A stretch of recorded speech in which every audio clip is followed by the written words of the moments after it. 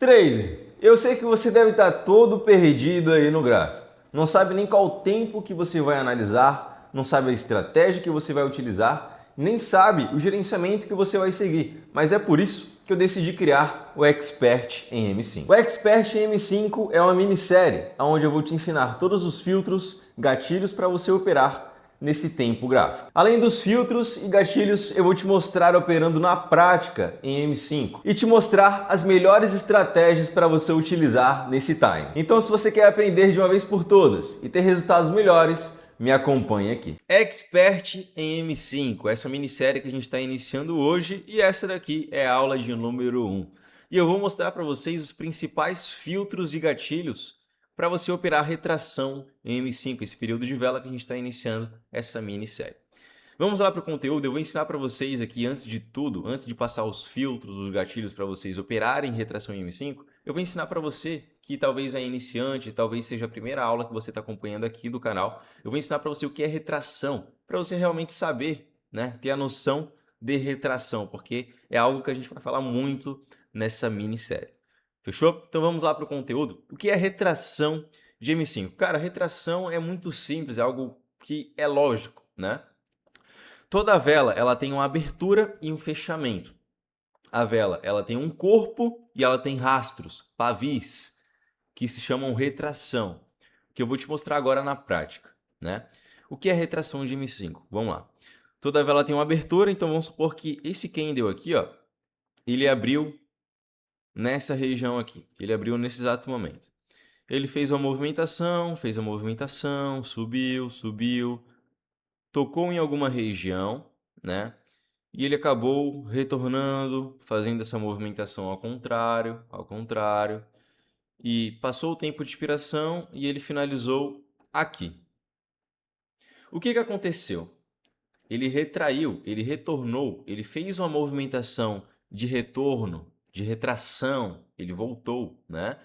Ó, ele abriu aqui, fez a abertura dele, movimentou, fez essa movimentação de alta, tocou em alguma região e ele fez a movimentação de retorno, né? Esse retorno se chama retração, né? É exatamente nesse retorno do candle que se chama retração, porque ele tocou em alguma região importante, perdeu essa força, né? Porque ele continuou, ó, ele simplesmente abriu e começou a movimentação dele. Então ele perdeu a força do começo da movimentação desse candle, né? Ele abriu, ele foi fazer essa movimentação, tocou em alguma região e depois ele retornou, né? Aqui no caso, deixa eu voltar aqui, ó. Ele abriu, fez a movimentação, tocou em alguma região e depois ele começou a retornar, voltar, né? Isso se chama retrair. E nessas retrações ele deixa rastros, né? Que se chama pavio. Eu falei para vocês ali no começo que o mercado ele tem velas que tem corpo, né? Toda vela tem um corpo e também tem pavio, né? Que se chama rastros, que no caso é na parte de baixo ou na parte de cima dos candles, né? Se chama rastros, pavis ou sombras, né? Tem gente que fala sombra, tem gente que fala rastros, tem gente que chama pavio. Eu, particularmente, chamo de pavio, né? Então tá, ela abriu, veio tocar nessa região e fez esse retorno, essa retração, né? O que ele deixou? Um rastro. Então, ele deixou um pavio. Por quê? Ele abriu aqui, veio tocar nessa região, voltou e fechou aqui, né? Ele abriu nessa região e fechou nessa região aqui. Então, ele deixou rastros, que é a famosa retração. Isso funciona tanto para a região de cima, tanto para a região de baixa, que é suporte e resistência, que a gente já vai falar um pouco sobre isso, né? Eu vou dar um exemplo aqui de uma vela de venda, por exemplo. Deixa eu apagar aqui esses candles. Vamos supor que essa vela, ela nasceu aqui em cima, né? Veio tocar numa região aqui embaixo e depois ela começou a fazer as retrações, né? Aquele retorno que eu expliquei um pouco para vocês aqui. Então ela veio fazer essa movimentação de baixa, depois começou a perder a força, começou a voltar e finalizou aqui. O que aconteceu? Ela retraiu, ela perdeu a força e retraiu, fez essa movimentação de retorno. Então ela deixou um pavio, né? Ela deixou o pavio, deixou os rastros aonde ela foi buscar tal região. Ela fez a movimentação completa, certo? Porém, ela finalizou aqui. Então, a movimentação que ela fez ela deixou um pavio, certo? Então, a vela nasceu aqui, ela fez essa movimentação, a vela estava inteira, porém, ela fez a movimentação de retorno e finalizou aqui. O que aconteceu? Ela deixou um pavio, né? Que isso se chama de retração. Isso significa que ela tocou em alguma região lá na parte de baixo que fez ela retrair para cima, né? Então, é isso que significa retração. Esse é o primeiro passo para você iniciante, você que começou agora, você que não sabia o que era retração, agora você já aprendeu de uma forma mais simplificada, de uma forma mais direta e saudável para você aprender. Agora vamos para os principais filtros e gatilhos para você operar retração de M5. O primeiro filtro que eu quero passar para vocês é as tendências, né? Para você operar retração, você precisa operar em uma tendência correta, uma tendência certa. E o mercado, ele não tem apenas uma tendência, ele tem 3 tendências, né? Uma tendência de alta, né? Uma tendência de baixa e uma lateralização, certo? O mercado tem uma tendência de alta, uma tendência de baixa e uma lateralização. 3 tendências, certo? E qual dessas 3 tendências é a tendência correta para você operar retração de M5? Dessas 3 tendências, a tendência certa não é tendência de alta, não é tendência de baixa, mas sim a tendência de lateralização. Então, o primeiro passo, o primeiro filtro é você saber a tendência certa. E agora que você já sabe que é lateralização, você já vai identificar, né, o mercado lateral para você operar retração. Então, você não vai abrir um ativo que esteja em uma tendência de alta. Você não vai abrir um ativo, um par, que esteja numa tendência de baixa. Mas sim, aquele ativo que está lateral, que está horizontal. Os candles estão de lado, tocando em regiões de resistência e suporte e fazendo essas retrações, né? Fazendo topo e fundo, topo e fundo. Por isso que você vai procurar ativos, pares, que esteja lateral, com essa tendência de lateralização para você operar a famosa retração de M5. Então esse é o primeiro filtro que é muito importante, você saber a tendência certa para você operar. Então bora lá para o segundo filtro que é muito importante também. Depois que você já encontrou a tendência certa em um par, você vai analisar o gráfico, né? Você vai analisar as velas, os corpos e as sombras, os pavis, que eu já expliquei para vocês sobre a retração aqui no começo do vídeo. Então, o segundo filtro é você analisar o gráfico de espinha de peixe. Eu chamo de espinha de peixe porque ele deixa pavio tanto na parte de cima tanto na parte de baixo, fazendo em si uma espinha de peixe, né? Tocando em 2 regiões importantes e retraindo. Então, o segundo passo, o segundo filtro, é você analisar o gráfico de espinha de peixe pavio. Velas com muito pavio, com bastante pavio mesmo, tá?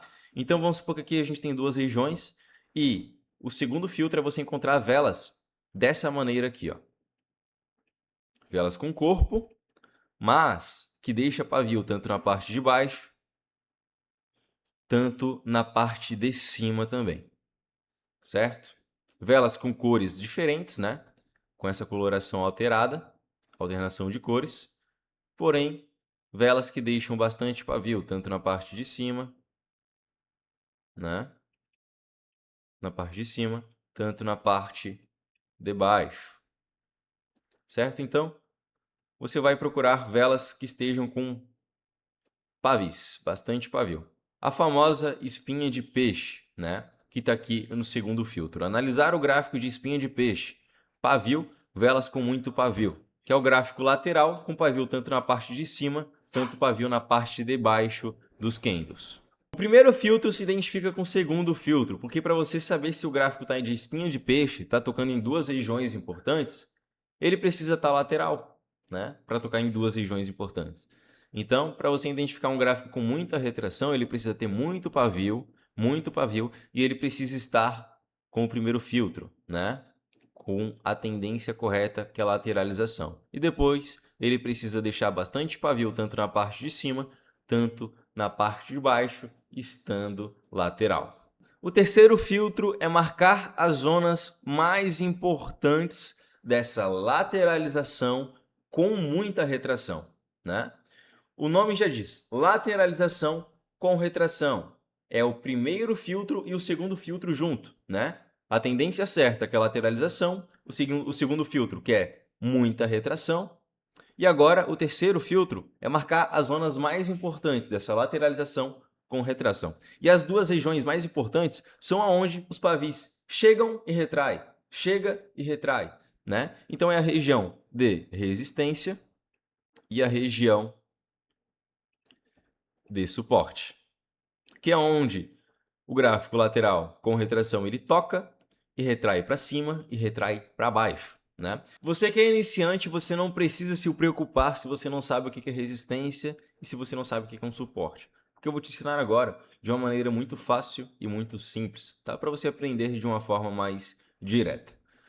Vamos supor que esse desenho que eu fiz aqui é uma casa. Tá feio, mas pensa que é uma casa. Imagina uma casa. Vou te ensinar da forma teórica, tá? E vamos supor que dentro dessa casa a gente joga uma bola dentro dela, né? Essa bola, ela vai vir,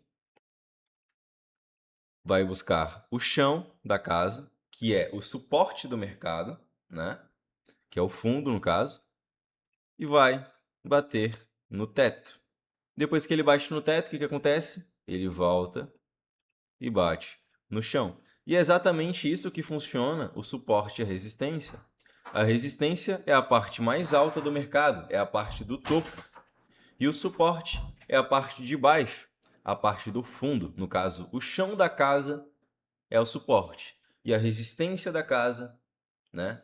O teto da casa é a resistência, né? Então, as velas elas vêm, tocam no suporte e volta para cima para buscar a resistência. Toca na resistência e depois volta para baixo para buscar o suporte, certo? Mas é claro que uma hora ou outra ela vai vir buscar a resistência e vai para o segundo andar da casa, né? Vai acontecer rompimentos, vai buscar o suporte, vai buscar outras regiões, né? Que no caso é os rompimentos que acontecem, né? Uma hora ou outra vai acontecer rompimentos e ela vai buscar outras regiões, outros andares da casa.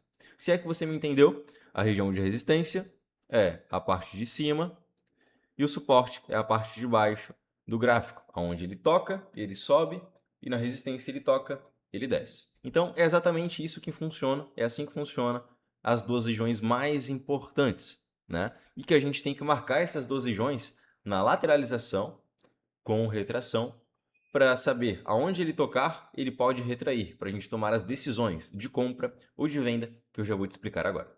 O primeiro passo, depois que você encontrou um ativo com a tendência de lateralização e com muito pavio, tanto na parte de cima e na parte de baixo, é você mapear as duas regiões mais importantes, né? No caso, os pavis da parte de baixo e os pavis da parte de cima. Marcar a resistência e o suporte. Então, a gente vai lá na corretora, pega uma linha horizontal e marca os pavis da parte de cima, né? A ponta dos pavis, que é a região de resistência dessa lateralização com retração. E também a gente marca os pavis da parte de baixo, que é a região de suporte dessa lateralização com retração.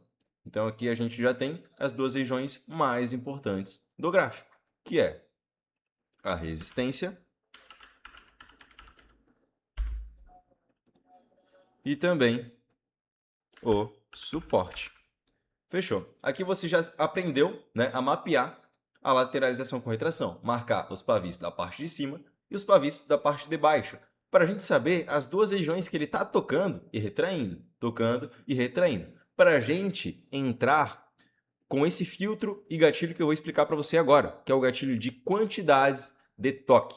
Dois filtros muito importantes, né, dessa quantidade de toque que eu expliquei para vocês.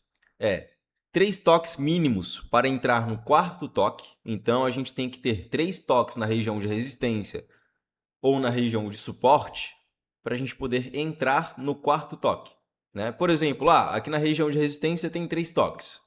No quarto toque, eu já posso entrar vendido, né? Porque o candle aqui, ele vem, ele nasce, toca na região de resistência, a gente entra vendido, né? Para ele deixar pavio na parte de cima, né? Só para você entender o contexto dessa retração, certo? Ele toca na região de resistência, depois do terceiro toque, né? E a gente entra vendido depois do terceiro toque, no caso, o quarto toque. na região de suporte também. Tem 3 toques. A vela nasceu aqui, veio buscar o suporte, a gente entra comprado para ele finalizar no meio, deixar o pavio na parte de baixo e respeitar a operação depois do terceiro toque, né? Agora, a gente precisa ter 3 toques na região de resistência ou 3 toques na região de suporte. Isso não significa que a gente tem que ter 3 toques na região de suporte e também na região de resistência. Não. Se tiver 3 toques na região de resistência e apenas 1 toque ou 2 toques na região de suporte, se tocar mais uma vez na região de resistência, eu posso entrar vendido normal e também na região de suporte, né? Se tiver 3 toques na região de suporte e tiver 1 toque na região de resistência ou 2 toques, eu posso entrar comprado quando ele tocar ali também, a partir do terceiro toque, né? E é praticamente esse filtro que eu estou mostrando para vocês agora. Então, 3 toques mínimos para entrar no 4º toque da caixa de retração, né? Dessa lateralização com retração, certo?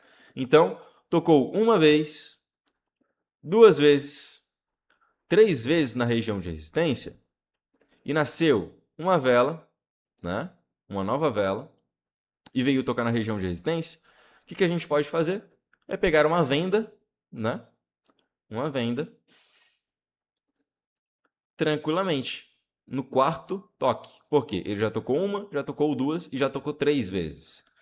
Agora, se tiver 2 toques na região de resistência e ele for tocar a terceira vez, eu posso pegar? Não, porque é muito fácil dele romper, né? Então, a gente tem que ter uma segurança, a gente precisa ter uma confluência, uma confirmação. E só confirma para eu poder pegar uma venda da região de resistência se tiver 3 toques. Então, teve 3 toques na região de resistência, foi tocar a 4ª vez, eu posso entrar vendido tranquilamente.